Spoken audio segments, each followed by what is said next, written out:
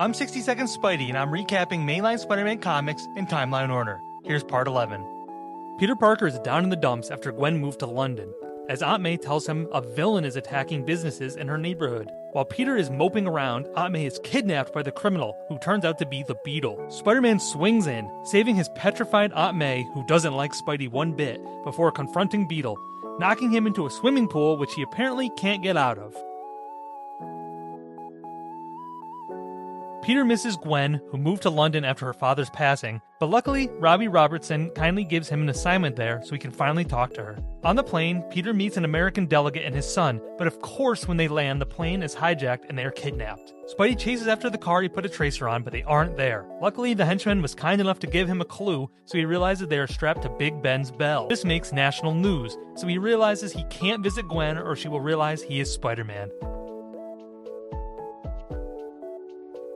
Still sad that Gwen moved to Europe, Peter finally accepts the job Norman Osborn offered him and hopes he never regains his Green Goblin memories. While swinging through the city, Peter saves a man who is super high off a new street drug taking over the city. Peter and the gang go to see MJ's new dancing performance, but Norman Osborn becomes fixated on a door he saw nearby. When the show ends, a worried Peter trails Norman just in time to see him emerge from an old hideout of his, reborn as the Goblin. Norman Osborn has regained his memories and is attacking Spider-Man, but Peter hides and worries Norman will expose his secret identity. Norman isn't the only Osborn with troubles, as Harry gets addicted to a new powerful drug and lashes out at Peter after getting high. Spidey goes out looking for Goblin with no luck, and then finds Harry Osborn on the verge of passing out from the drugs, but Green Goblin appears before he can bring Harry to the hospital. Green Goblin is attacking Peter at his apartment, but the sight of Harry Osborn passed out from drugs makes Goblin flee. After bringing Harry to the hospital, Peter tracks down the drug dealers and beats them into submission. Spidey and Goblin fight again, but Spider-Man rides Goblin like a horse and shows him Harry struggling in the hospital, which shocks the Green Goblin persona out of Norman for the third time. This sad tale has a happy ending though, as Gwen returns home from Europe. Peter is on cloud 9 after reuniting with Gwen Stacy. He goes to the Bugle and accepts a job photographing a prison riot, sticking up for himself and finally getting a permanent staff job.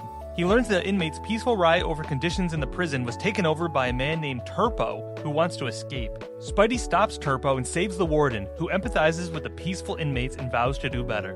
Pete drops off the photos but learns full employees get paid weekly, so he's still broke for a few more days.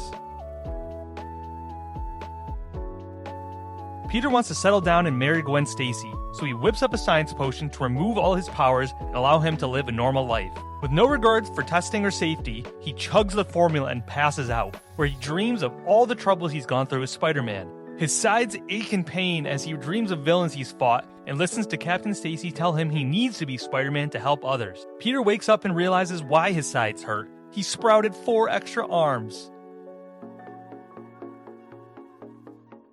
After accidentally giving himself 4 new arms, Peter calls Dr. Kurt Connors for help, who lets him stay at his vacation home out on Long Island. On a nearby boat, the living vampire Morbius drains the blood of the crew, then swims to shore and takes refuge in the same home. Spidey is lost in thought trying to cure himself when Morbius attacks him from above, hoping to get a sweet treat of blood. Spider-Man is defeated, but before Morbius can have his meal, Kurt Connors comes in and the sight shocks him into lizard form. After interrupting Morbius and Spidey's fight, the lizard is bitten by Morbius, which somehow enhances the Kurt Connors persona within him. After Morbius flees, Spidey and the now calm Lizard Connors hybrid do science together, as Morbius remembers his life as Dr. Michael Morbius, where his experiment to save himself accidentally turned him into the living vampire. Lizard and Spidey realize Morbius' saliva can cure them both, so they attack him and make a cure, which Morbius steals, but luckily Spidey gets the cure back as Morbius seemingly drowns. Good news, the formula works and Spidey has 2 arms once again. Desperate to sell papers, Jonah decides to do a story on the Antarctica jungle to Savage Land and recruits Peter and Gwen to help. They land in Antarctica and ride a helicopter to the jungle, where Jonah makes Gwen wear a bikini for basically no reason. Seemingly never seeing King Kong, Jonah rings a gong he finds so a big monster shows up and kidnaps Gwen Stacy, then brings her to his master, Kraven the Hunter. Luckily, the Lord of the Savage Land, Ka-Zar, decides to help, as Peter sneaks off as Spidey but falls into some quicksand. Trying to save Gwen Stacy, Spidey is stuck in quicksand, but luckily Ka-Zar saves him as Kraven remembers finding a crashed spaceship in the Savage Land and raising the baby alien named Gog he found inside it. Not wanting Gwen to see him, Spidey leads Gog away as Ka-Zar fights Kraven, taking him off a cliff. Spider-Man traps Gog in the ever-useful quicksand, then swaps back to Peter to reunite with Jonah and the now safe Gwen Stacy. After fighting with protesters outside the Bugle, Jonah is embarrassed by Spider-Man once again, so he pays Spencer Smythe for another new Spider Slayer robot. Jonah controls this new robot and chases Spidey, trying his best to capture Spider-Man and unmask him. Unbeknownst to Jonah, Smythe takes control of the robot and uses it to steal a computer chip from the police, which allows him to control the new citywide camera system and see Spidey unmask himself.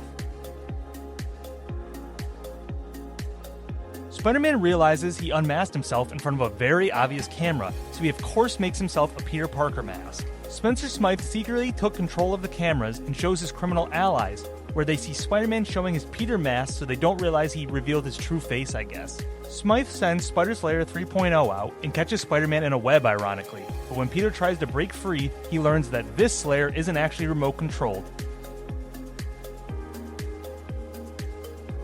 Spidey was captured by Spencer Smythe's Spider Slayer last issue and is completely helpless, unable to break free. With Spidey captured, Smythe and his crew start a heist using the citywide cameras Smythe hacked into, but Spider-Man escapes while they are distracted and tells the police what's going on, leading to the final shutdown of their Orwellian camera system. Spider-Man is now able to easily stop the heist and capture Smythe and his now broken Spider Slayer.